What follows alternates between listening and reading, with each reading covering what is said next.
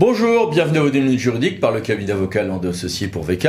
On va parler d'urbanisme et de rénovation technique tout à l'heure, mais tout de suite, les brèves de la semaine, avec en matière d'agents, la DGCL qui présente les 4 indicateurs de l'index égalité entre femmes et hommes dans la fonction publique territoriale, n'hésitez pas à voir sur ce lien, et la CEDH qui valide le fait qu'il n'était pas contraire à cette convention d'imposer de la vaccination ou une mise à l'écart pour les personnels de santé pendant la période de Covid-19. En matière de contrat, l'ECP, donc le ministère, a publié un intéressant nouveau guide sur la facturation et le règlement des marchés publics de travaux. Et on sait tous combien c'est compliqué, le règlement des marchés de travaux. Urbanisme maintenant, vous savez que dans certains cas, on peut avoir une reconstruction à l'identique avec une procédure facilitée ou presque à l'identique, dans certains cas et dans un délai de 10 ans. Oui, mais comment je calcule mon délai de 10 ans ? Le TEA de Toulon nous dit, très bien, je le calcule le délai de 10 ans en enlevant le temps d'instruction du permis de construire, bien évidemment. Enfin, bien évidemment. C'était sa position.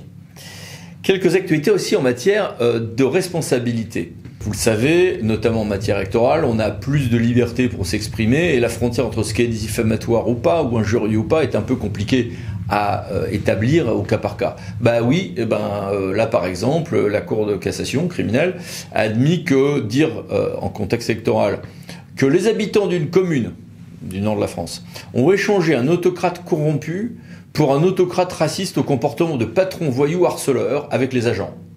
Diable. Dans un certain contexte, ça peut ne pas être ni injurieux ni diffamatoire. Sortie également du pénal pour ceux qui participent à un attroupement après sommation si c'est au nom de leur liberté d'expression. Plus précisément, le juge avait censuré ces personnes un peu automatiquement pour leur participation à cet attroupement, c'est sur l'affaire Cigéo, le stockage des déchets nucléaires de Bure. Et le juge a dit, la Cour de cassation a dit non, dans ce domaine-là, vous ne pouvez pas censurer sans vérifier s'il n'y a pas une proportionnalité d'une certaine manière avec la liberté d'expression. Difficile à faire au cas par cas. Et puis, vous savez très bien que depuis le 1er janvier 2023, on a la nouvelle responsabilité des gestionnaires publics devant la Cour des comptes avec un régime important. Et donc, la sortie cette année du recueil de jurisprudence de l'année précédente, donc 2023, par les juridictions financières, essentiellement la Cour des comptes, enfin vous avez aussi la Cour d'appel financière, etc. Ce recueil est très intéressant. On y retrouve des arrêts qu'on connaissait déjà, mais on y retrouve aussi quelques autres éléments, notamment des éléments de réquisition qui, là, sont des inédits. N'hésitez pas à voir ça sur le site de la Cour. Sanction, mais cette fois-ci électorale. Quelqu'un qui se dit, moi, je fais ma campagne électorale, mais je n'ai strictement aucune dépense. Oui, on a Saint-Pierre-et-Miquelon pour le sénatorial, donc il y a quelques personnes à aller voir.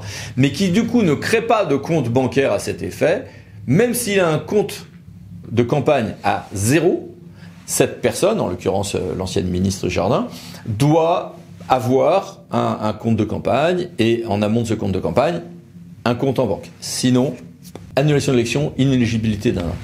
Et élection toujours, mais au perchoir, à la présidence de l'Assemblée nationale, confirmation de ce qu'on savait, c'est une jurisprudence constante et le droit est clair là-dessus.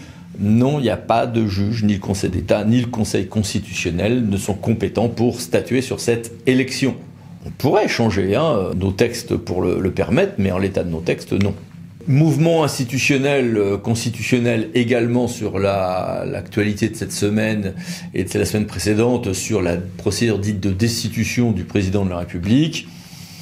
Au nom de l'article 68, on va rappeler que l'Assemblée nationale a commencé à examiner cette fameuse proposition 178 des Insoumis. On va rappeler que les conditions sur le fond comme sur les votes sont tout à fait drastiques. Je vous les ai mises à l'écran.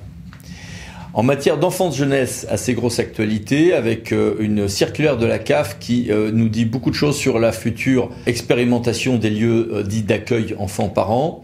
Et puis, on a le programme 2024-2025 d'orientation nationale d'inspection de contrôle pour tout ce qui est enfance, jeunesse et éducation.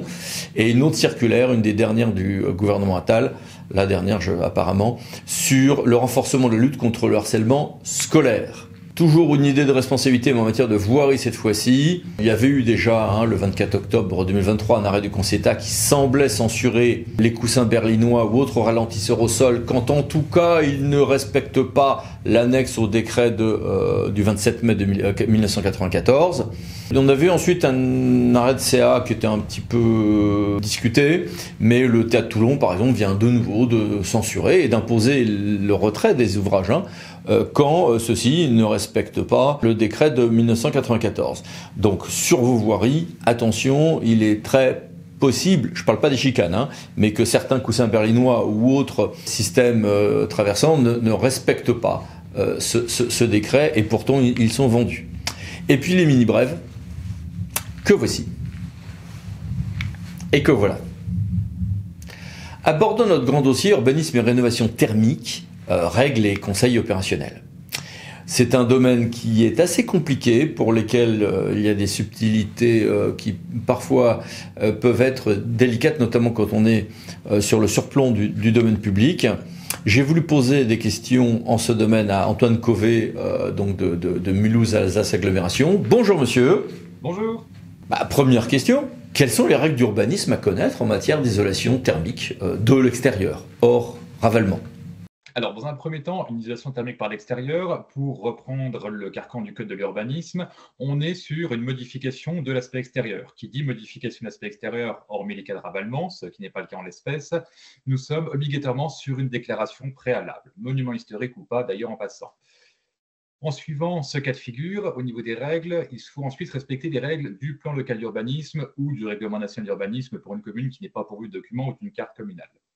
En partant des règles du règlement national d'urbanisme, elles sont assez simples. Elles sont listées aux articles R116 et R117 du Code de l'urbanisme concernant les distances entre le domaine public et les parcelles privatives avoisinantes.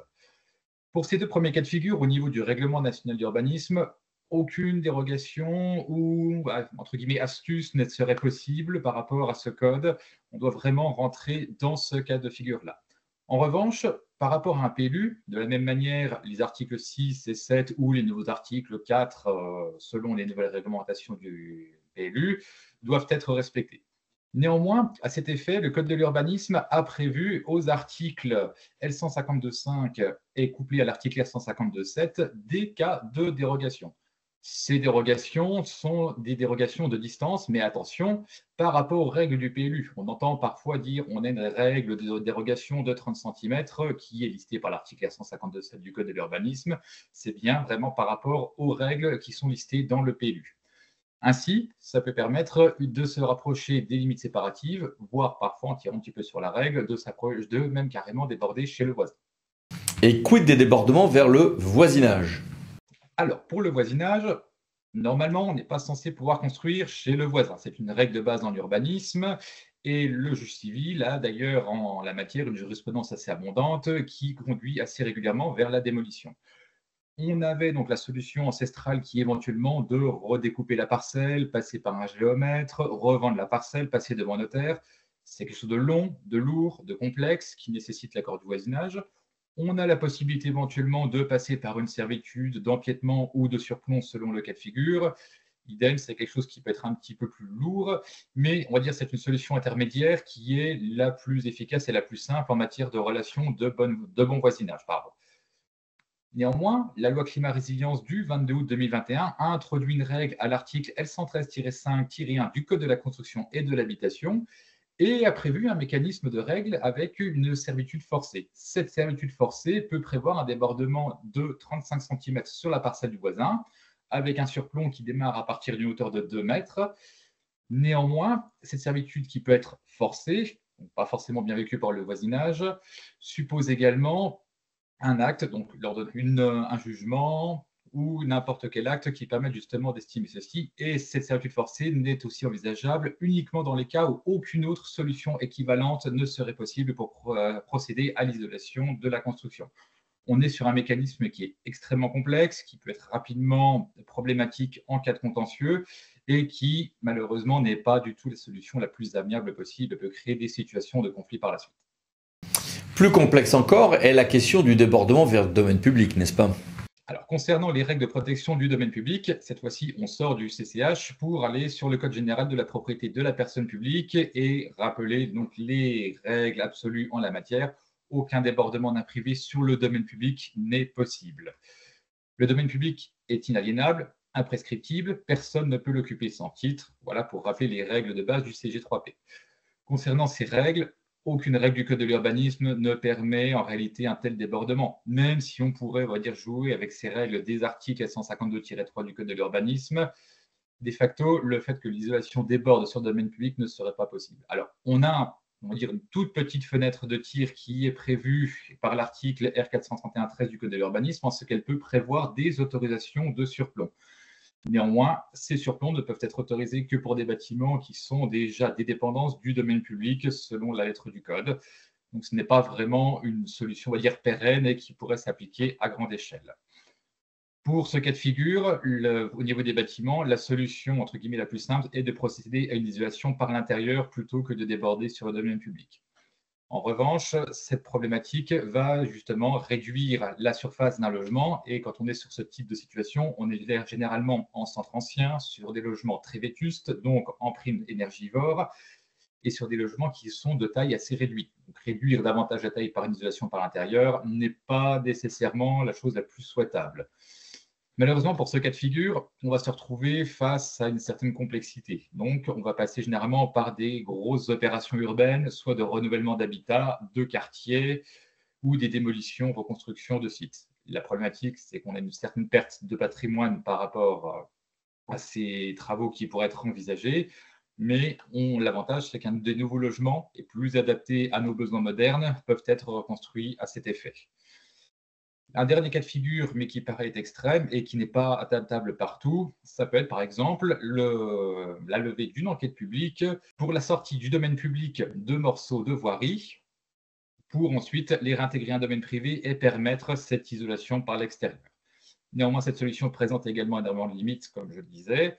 On est sur des sites qui sont très particuliers, on est quand même sur une enquête publique et on a également en face, quand on est en bordure de domaine public, les notions de sécurité des usagers à respecter et également aussi les problématiques en ville de largeur de trottoir qui doivent être de minimum de 1,40 m, réduite à 1,20 m sur certaines exceptions.